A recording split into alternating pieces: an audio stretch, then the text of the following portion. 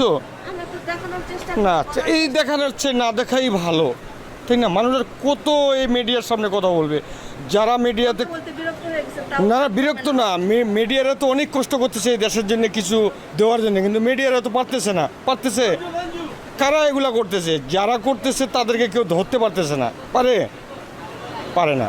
তো তাই আপনারা আর এত কষ্ট করিয়েন না এই দেশের জন্য। এই দেশের মানুষ কিছু পাবে না, কিচ্ছু পাবে না।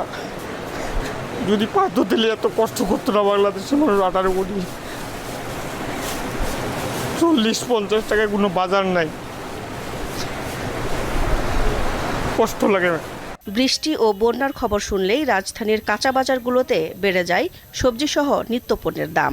2 সপ্তাহ আগেও কাঁচামরিচের দাম ছিল 60 টাকা কেজি। শুক্রবার হাতিরপুল বাজারে গিয়ে দেখা যায় 400 টাকা কেজিতে বিক্রি হচ্ছে কাঁচামরিচ।